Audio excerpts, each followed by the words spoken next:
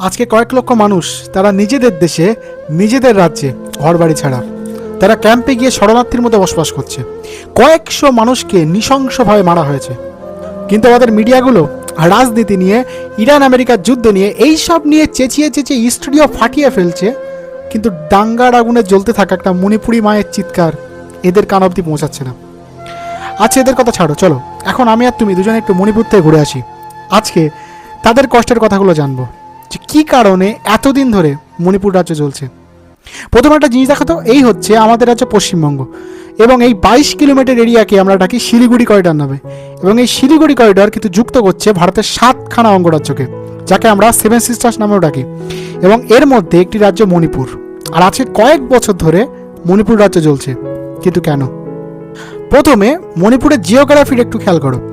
মণিপুরের কিন্তু 90% এলাকা কিন্তু পাহাড় এবং ঘন জঙ্গল দিয়ে ঢাকা, এবং 10% অঞ্চল সেটা হচ্ছে উপত্যকা অঞ্চল বা সমতল অঞ্চল আমরা বলতে পারি। এবং এই সমতল অঞ্চলে কিন্তু থাকে মেইতি কমিউনিটির মানুষজন, এবং এরা 53%, মূল পপুলেশনের 53%। এবং এরা কিন্তু হিন্দু সম্প্রদায়ের মানুষ, এবং এখানে কিছু কিছু মুসলিম আছে, তাই বলবো হিন্দু সম্প্রদায়ের মেইনলি। এবং মেইতি কমিউনিটির মানুষ কিন্তু হয় এসসি ক্যাটাগরির হয় অথবা ওবিসি ক্যাটাগরির হয়। এই ক্যাটাগরিগুলো একটু মনে রেখে দেবে, ঠিক আছে? এবং মণিপুরের রাজধানী ইম্ফল কিন্তু এই সমতল অঞ্চলে, এবং খুব ভালো ভালো এডুকেশনাল ইনস্টিটিউশন থেকে শুরু করে ভালো ভালো ইনফ্রাস্ট্রাকচার সবগুলো এই সমতল অঞ্চলে মানুষরা ভোগ করে থাকে। এবং বেশিরভাগ প্রশাসনিক কার্যকলাপের যে সেন্টারগুলো সেটাই সমতল অঞ্চলে। এবং পাহাড় থেকে যে নদীগুলো আসছে, এবং নদীগুলো পাহাড় থেকে পলি বয়ে আনে, এবং সমতল অঞ্চলে কিন্তু সেই জন্য চাষবাস বেশ ভালো হয়। এখানকার মানুষ কিছুটা উন্নত জীবনযাপন করে। কিন্তু এর সম্পূর্ণ উল্টো কিন্তু পাহাড়ি অঞ্চলের মানুষজন, ঠিক আছে? পাহাড়ি অঞ্চলে ভালো চাষবাস হয় না। এখানকার মানুষ কিন্তু বেশ কিছুটা গরিব, এবং এখানকার মানুষ প্রধানত ঝুম চাষ করে। এদেরকে আমরা দুটো জাতিতে ভাগ করতে পারি, একটা নাগা জাতির লোক থাকে এবং কুকি জাতির লোক থাকে। এবং এরা কিন্তু এসটি ক্যাটাগরির লোক। এই ক্যাটাগরিগুলো একটু মনে রাখবে, ঠিক আছে?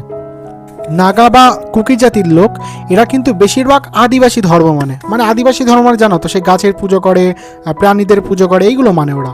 আর কিছু সংখ্যক এদের মধ্যে পপুলেশন যারা কিন্তু খ্রিস্টান, মানে নাগা খ্রিস্টান বা কুকি খ্রিস্টান বলতে পারো, তারা হচ্ছে খ্রিস্টান ধর্ম পালন করে। তো তুমি মোটামুটি দুইটা কমিউনিটির অবস্থা বুঝতে পারছো, যারা পাহাড়ে থাকে এবং যারা সমতলে থাকে। তো এইটা হচ্ছে দুইটা কমিউনিটির মোটামুটি সিচুয়েশন। এইবারে তাহলে সমস্যা শুরুটা কোথা থেকে? সেটা হচ্ছে পুরো মণিপুরে কিন্তু একটা আইন আছে যে এই নাগা বা কুকি সম্প্রদায়ের মানুষজন যারা পাহাড়ে থাকে, যারা এসটি ক্যাটাগরির লোক, এরা কিন্তু পুরো মণিপুরে সমতল অঞ্চল বা পাহাড়ি অঞ্চল যেখানে খুশি জমি কিনতে পারবে, জমি বেচতে পারবে, এতে কোনো সমস্যা নেই। এবং এই নাগা কুকি সম্প্রদায়ের মানুষজন গিয়ে ওই সমতল অঞ্চলে কিন্তু জমি কেনে, ঠিক আছে? কিন্তু যারা মেইতি সম্প্রদায়ের মানুষ, তারা যদি এসসি ক্যাটাগরির হয় বা ওবিসি ক্যাটাগরির হয়, এরা কিন্তু আবার এসে পাহাড়ে কোনো জমি কিনতে পারবে না। এটা কেন? যাতে এসটি ক্যাটাগরির মানুষদের অধিকার সুরক্ষিত থাকে, এই জন্য সরকার থেকে এমনটা নিয়ম করা আছে। কিন্তু এইটা নিয়ে না মেইতি কমিউনিটির মানুষজন কিন্তু বহুদিন ধরে, তারা সেই 2013 সাল থেকে আন্দোলন করছে, প্রতিবাদ করছে যে না, কেন ওরা এসে আমাদের সমতলে জমি কিনতে পারছে, তাহলে আমরা গিয়ে ওদের পাহাড়ে জমি কিনতে পারবো না কেন? তাহলে আমাদেরও তো অধিকার যে আমরা পাহাড়ি অঞ্চলে গিয়ে জমি কিনি, পারবো না কেন? এইখানে কিন্তু নাগা কুকির সম্প্রদায়ের লোকেরা তারা বলছে যে না, মেইতিরা এমনিতে আমাদের চেয়ে প্রচুর এগিয়ে আছে, ওদের হাতে পুলিশ প্রশাসন থেকে শুরু করে সব কিছু। এমনকি মণিপুরের যে বিধানসভায় 60টা সিট আছে, তার মধ্যে প্রায় 40টা সিট শুধু মেইতিদের দখলে।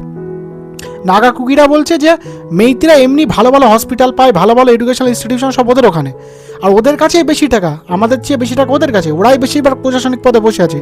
এবং কোনো রকমে যদি ওরা এই ক্ষমতাটুকু পেয়ে যায় যে আমরা আমাদের জঙ্গল কিনতে পারবে, আমাদের এখানে পাহাড়েও জমি জায়গা কিনতে পারবে, তাহলে ওরা কিন্তু এসে আমাদের এলাকা পুরো কিনে নেবে এবং আমাদের অধিকার এটাতে হাত পড়বে। তো আমরা সেটা চাই না। তো এইভাবে যে দুটো কমিটির মধ্যে আস্তে আস্তে যে একটা হিংসা আছে, সেটা তুমি বুঝতে পারছো যে এই দুজনের মধ্যে কিন্তু আস্তে আস্তে মনে মনে একটা আস্তে আস্তে দ্বন্দ্ব তৈরি হচ্ছে। তাহলে সেটা হঠাৎ করে দাঙ্গার রূপ কখন নিল? আচ্ছা, আমরা একটা জিনিস জানি যে জমি জায়গার ঝামেলা কিন্তু খুব বাজে ঝামেলা। মানে তুমি আমাদের এখানেও দেখবে যে জমি জায়গা নিয়ে কিন্তু মানুষ ভাই মাথা ফাটাফাটি করে মরে। আচ্ছা, ওসব বাদ দাও, ঝামেলা শুরু কোথা থেকে সেটা শোনো। তো 2023 সালে মণিপুর হাইকোর্ট, মণিপুরের যে রাজ্য সরকার, তাকে একটা কথা বলে যে তোমরা যে বহুদিন ধরে, আজকে 10 বছর ধরে দেখছি মেইতি কমিটির মানুষজন আন্দোলন করছে, তো তোমরা এক কাজ করো, কেন্দ্র সরকার যে union ministry for tribal affairs আছে, ওখানে একটা আবেদনপত্র জমা দাও যে হ্যাঁ, মেইতিদেরকেও এসটির মর্যাদা দেওয়া যায় কিনা, অর্থাৎ মেইতিরা পাহাড়ে গিয়ে জমি কিনতে পারবে কিনা। এরকম একটা জিজ্ঞেস করছে যে মেইতিদেরকেও এসটির মর্যাদা দেওয়া যায় কিনা। এটা জাস্ট দেখো এবং 28 দিন মতো সময় নাও, নিয়ে জাস্ট একবার দেখো যে মেইতিদেরকে মর্যাদা দেওয়া যায় কিনা। এইটা কিন্তু কোর্ট কোনো আদেশ দেয়নি, কোনো নির্দেশ দেয়নি, কোনো স্ট্রিক্ট অর্ডারও দেয়নি। এটা জাস্ট একটা কনসিডারেশন যে তোমরা করতে পারো, যে রাজ্য সরকার চাইলে করতে পারে। কিন্তু ভাই এই যে কোর্ট কোনো নির্দেশ দেয়নি, কিন্তু মণিপুরে নাগা কুকি সম্প্রদায়ের মানুষের মধ্যে একটা গুজব ছড়িয়ে পড়ে যে না, কোর্ট কিন্তু অর্ডার দিয়ে দিচ্ছে যে মেইতিদেরকেও এসটির মর্যাদা দিয়ে দেবে, অর্থাৎ ওরা এসে ওরা আমাদের পাহাড়ে জমি কিনবে। তো নাগা সম্প্রদায়ের কুকি সম্প্রদায়ের মানুষ প্রচুর খেপে যায় যে এমনিতে ওরা বড় লোক, এমনিতে ওদের টাকা পয়সা বেশি, আবার কোর্ট ওদেরকে উল্টো অধিকার দিয়ে দিচ্ছে, সব ওরা পেয়ে যাবে। তো মণিপুরের চূড়াচাঁদপুর জেলায় প্রায় 80,000 মতো নাগা এবং কুকি সম্প্রদায়ের মানুষজন তারা কিন্তু আন্দোলনে নামে এবং তারা এইটা বলে যে না, মেইতিদেরকে কোনোভাবে অধিকার দিলে চলবে না। অপরদিকে উল্টো মেইতিরাও আবার আন্দোলনে বাড়ায় এবং এটা ছিল কবে? 3 মে 2023। এবং তখন একটা সময় এই আন্দোলন গিয়ে দাঙ্গার রূপ নেয়, দুই পক্ষের সংঘর্ষ হতে থাকে এবং শেষে এটা দাঙ্গার রূপ নেয়। তবে এখানে একটা কথা বলার, যে আমাদের অন্য রাজ্যের দাঙ্গা আর মণিপুরের দাঙ্গার মধ্যে অনেক ডিফারেন্স আছে। আমাদের এখানে ওখানে দাঙ্গা হলে ভাই কী করে, ইট ছোড়ে, পাটকেল ছোড়ে, বোম মারে বড় জোরেই, তাই না? আর মণিপুরে দাঙ্গা হলে ইট বোম ছুটবে না রে ভাই, রকেট লঞ্চার দিয়ে অ্যাটাক করে। এইটা কেন? কারণ এই যে মণিপুরের মেইতি সম্প্রদায় বললাম, নাগা কুকি সম্প্রদায় বললাম, এদের কিন্তু প্রত্যেকের, মণিপুরের যে গোষ্ঠীগুলো আছে টোটাল মণিপুরে প্রায় 36টারও বেশি মানে আতঙ্কবাদী গোষ্ঠী আছে, প্রায় 36টারও বেশি ইনসার্জেন্ট গ্রুপ আছে, বিদ্রোহী সংগঠন আছে এবং এরা কিন্তু সবাই সশস্ত্র অস্ত্রধারী সংগঠন আছে। এবং যখনই এরকম কোনো দাঙ্গার সিচুয়েশন হয়, দাঙ্গা হয়, এরা গিয়ে ভাই একদম আধুনিক অস্ত্রশস্ত্র নিয়ে ঝাঁপিয়ে পড়ে আন্দোলনে, দাঙ্গায়। এইবারে দাঙ্গায় চলতে প্রায় 300-র বেশি মানুষ মেরে দিয়েছে এই দাঙ্গাতে।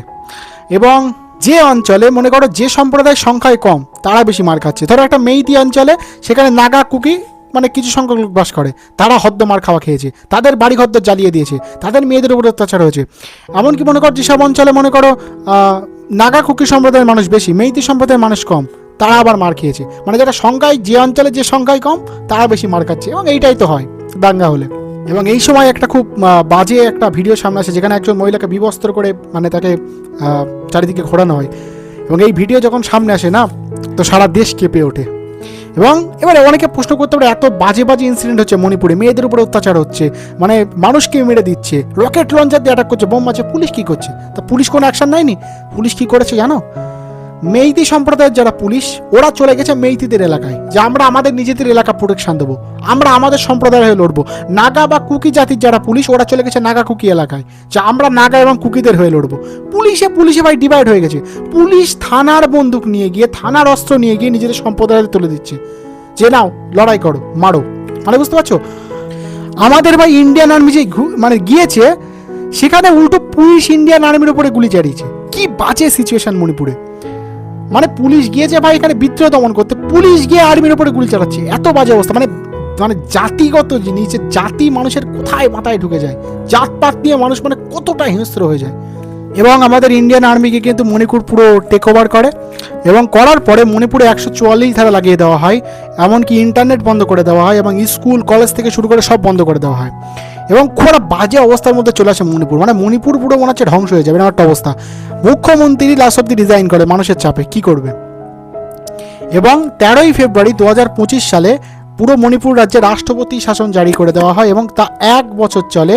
এবং 4ই ফেব্রুয়ারি 2026 পর্যন্ত, মানে এই বছরে 2026 পর্যন্ত রাষ্ট্রপতি শাসন জারি ছিল। কিন্তু একটা জিনিস শোনো, যেই রাষ্ট্রপতি শাসন জারি হয়েছে মণিপুরে, এবং যখন ইন্ডিয়ান আর্মি পুরো কন্ট্রোল নিয়ে নিয়েছে মণিপুরের, তখন কিন্তু ভাই মণিপুর বেশ ঠান্ডা ছিল, মণিপুর কোনো সমস্যা হয়নি। কারণ সবাই জানতো ভাই এবারে ঝামেলা করা মানে পুরো গুলি চলে যাবে, আমাদের কোনো নেতা বাঁচাতে আসবে না। তো মণিপুর তখন পুরো শান্ত ছিল। কিন্তু যেই ভাই এই যে 4ই ফেব্রুয়ারি আমাদের রাষ্ট্রপতি শাসন তুলে নেওয়া হলো, সেই মণিপুর আবার দাঙ্গা শুরু। আবার একটা নতুন যে বিজেপির একটা মুখ্যমন্ত্রী সেখানে মুখ্যমন্ত্রী হয়েছে, আবার সেখানে দাঙ্গা শুরু। ভাই মণিপুর আবার আগের মতো অবস্থা হয়ে গেছে, আবার সেখানে মানুষ মরছে, আবার সেই রকেট লঞ্চার দিয়ে অ্যাটাক করছে, আবার বাড়িঘর চালিয়ে যাচ্ছে, আবার বাজে অবস্থা।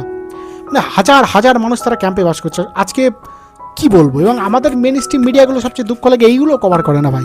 এরা গিয়ে ইসরায়েল ফিলিস্তিন মানে কি বলবো, আমেরিকা ইরান এইসব যুদ্ধ নিয়ে কাঁপিয়ে দিচ্ছে, ফাটিয়ে দিচ্ছে। মণিপুরের মানুষের কষ্টের কথাগুলো দেশের সামনে তুলে ধরে না। এবং মণিপুরে যদি দাঙ্গা হয় তাহলে কাদের লাভ জানো? 1 নম্বর হচ্ছে চায়না ভাই। কারণ ভারত যদি অশান্ত থাকে, ভারতে যদি ইন্টারনাল পলিটিক্স নিয়ে ঝামেলা হয়, ভারতে যদি ভাই সিভিল ওয়ারের মতো সিচুয়েশন চলে আসে, তার এটাতে ভাই চায়নার প্রচুর লাভ। চীন জানে ভাই ভারতকে কোনো অশান্ত করতে পারলে আমার শান্তি। চীন এমন কী করে জানো ভাই? চায়না ভাই মায়ানমার বর্ডার দিয়ে আমাদের এখানে অস্ত্র সাপ্লাই দেয়। তোমার নাহলে কী মনে হয় মণিপুরের জঙ্গলে যেসব এই বিদ্রোহী গোষ্ঠীগুলো থাকে, এরা এত ভালো ভালো অস্ত্র কোথায় পায়? এটা ট্রেনিং নেই কোথা থেকে? মায়ানমার থেকে হয়তো ট্রেনিং নেই, এবং অস্ত্র কিন্তু এখান দিয়ে আসে, মায়ানমার বর্ডার দিয়েই অস্ত্র আসে। 1 নম্বরে তো চায়নার লাভ, 2 নম্বরে কাদের লাভ জানো? সেটা হচ্ছে ড্রাগ মাফিয়াদের লাভ। তুমি ওই ড্রাগের গোল্ডেন ট্রায়াঙ্গেল শুনেছো? সেটা হচ্ছে মায়ানমার, থাইল্যান্ড এবং লাওস, এই 3টে অঞ্চলের মধ্যে কিন্তু প্রচুর ড্রাগ সাপ্লাই হয়। এইটাকে বলে ড্রাগের triangle, golden triangle of drug supply. এবং মণিপুরের যে পাহাড়ি জঙ্গল অঞ্চল এবং নাগা কুকি সম্প্রদায়ের কিছু গরিব মানুষ আছে, এই সমস্ত ড্রাগ মাফিয়ারা ওই গরিব মানুষগুলোকে কি কাজে ইউজ করে জানো? তাদেরকে দিয়ে ড্রাগ সাপ্লাই করে সেসব তো ঠিক আছে ভাই, মণিপুরের জঙ্গলকে এরা ড্রাগ কাল্টিভেশনের কাজে, অর্থাৎ ড্রাগ প্রডিউস করার কাজে ইউজ করছে, যে জঙ্গলে যেন ড্রাগের চাষ হয়। মানে তুমি বুঝতে পারছো এতটা বাজে অবস্থা। এবং যদি মণিপুরে সব দাঙ্গার অবস্থা তৈরি হয়, মণিপুরে যদি সব সিভিল ওয়ারগুলো চলে, এরাই গিয়ে এইসব ছেলেমেয়েদের অস্ত্র তুলে না, যে লড়, নিজের জাতির জন্য লড়, নিজেদের জন্য লড়ে মর, ঠিক আছে? এবং এরা জানে যদি কোনোভাবে মণিপুর অশান্ত থাকে, তাহলে আমাদের আর্মি বা আমাদের পুলিশ বা যাই হোক, আমাদের দেশের মানুষজন পুরো এই দাঙ্গার উপরে ফোকাস করবে, এবং ড্রাগ মাফিয়াদের উপরে আর অত নজর থাকবে না। অবভিয়াসলি আগে দাঙ্গলে মানুষ দাঙ্গা থামাবে, তাই না? আগে তো আর্মি গিয়ে দাঙ্গাদের থামাবে, ড্রাগ মাফিয়া তো অনেক পরে। তবে এসব থেকে ভয় পাওয়ার কোনো কারণ নেই। মনে রেখে দেবেন, আমরা ভারতবর্ষের হিন্দু, মুসলমান, শিখ, খ্রিস্টান, বৌদ্ধ, ইসাই, জাতি, ধর্ম, বর্ণ নির্বিশেষে আমরা যদি ভাই একসাথে থাকতে পারি না, আমরা যদি মিলেমিশে একসাথে থাকি, আমরা যদি একজোট হয়ে থাকি না, তো যদি সারা পৃথিবী মিলেও আমাদের বিরুদ্ধে চক্রান্ত করে, সারা পৃথিবী যদি আমাদের বিরুদ্ধে দাঁড়িয়ে যায়, তাও কেউ আমাদের একটা চুলো ছিঁড়তে পারবে না। কারণ আমাদের ভারতবর্ষের বৈচিত্র্যের মধ্যেই ঐক্য।